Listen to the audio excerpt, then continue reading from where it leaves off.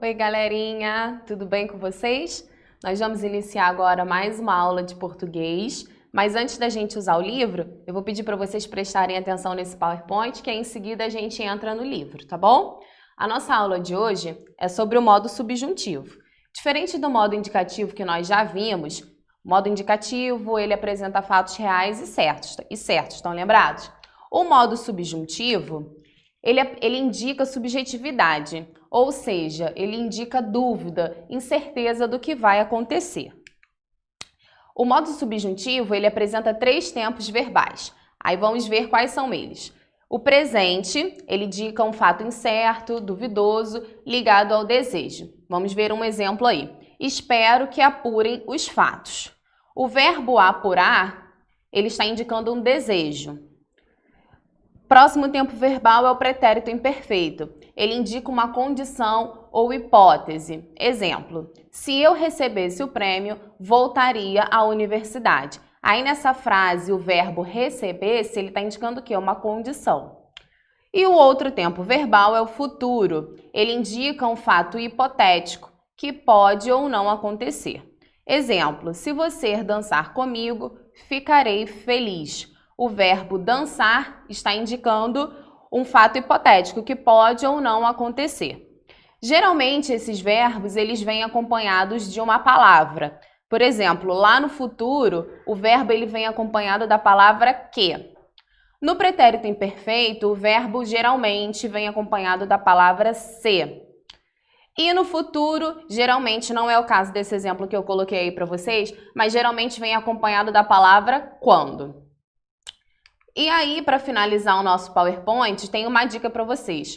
Quando vocês forem conjugar o verbo, a gente pode colocar antes dos verbos as palavras que vêm acompanhada deles. No presente, a palavra que, no pretérito imperfeito, a palavra se e no futuro, a palavra quando. Aí eu coloquei um quadro, tem o verbo cantar sendo conjugado. Eu só tenho o exemplo de um verbo da terminação a.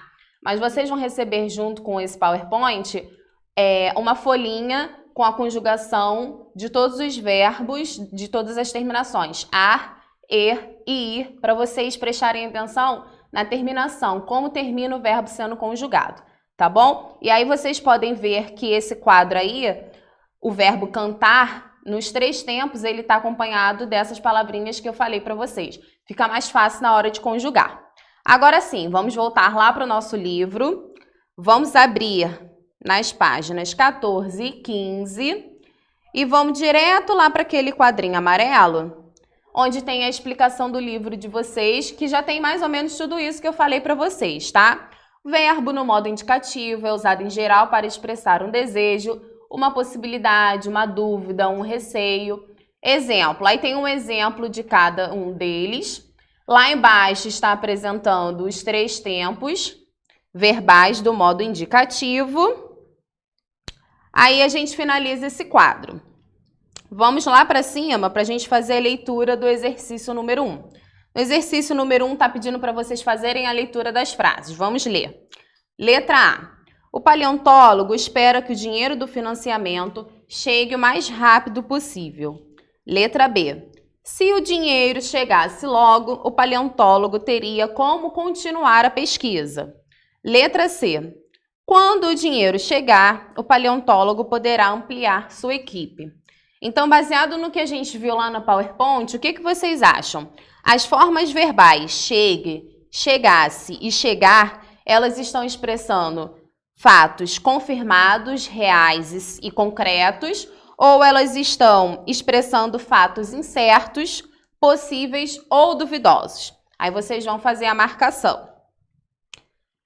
Lá embaixo do quadro, vamos ver a questão número 2. Vocês vão escrever MI se o verbo destacado estiver no modo indicativo e MS se o verbo estiver no modo subjuntivo. Então, vamos ler. Primeira frase. As borboletas voam na chuva. Pensem sempre, é um fato real, concreto ou é um fato duvidoso, que está gerando dúvida, incerteza?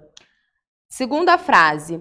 Se a manga caísse do pé, eu a comeria agora mesmo. Terceira frase. Quando vocês terminarem de arrumar o quarto, vamos passear. Quarta frase. Andréia sonha em viajar para Paris. Quinta frase. Gostaria de que todos cuidassem da escola.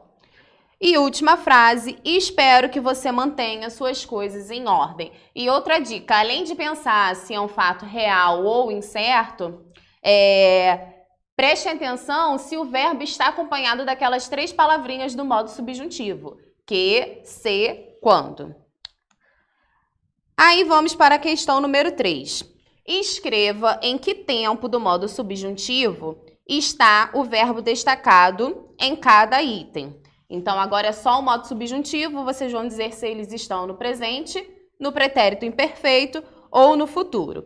Depois, complete a segunda frase com o mesmo verbo, no mesmo modo e tempo, fazendo a concordância.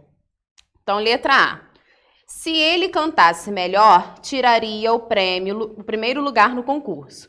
Aí vocês vão dizer se o verbo cantasse, qual é o tempo que ele está, presente, pretérito imperfeito ou futuro, e vocês vão completar a segunda frase com esse verbo, mas aí vocês têm que prestar atenção na concordância, se a frase está no presente, no pretérito imperfeito ou no futuro.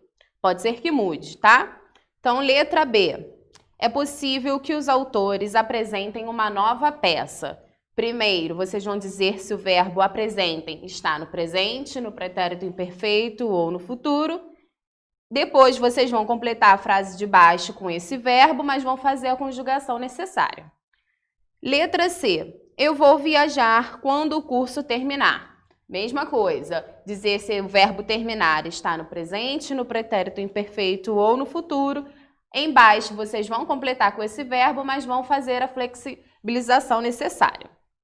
Letra D, última frase. Se eu plantasse uma árvore, a qualidade do ar seria melhor. Mesma coisa que nas frases anteriores. Aí vamos para a questão número 4, que é a última questão dessa página.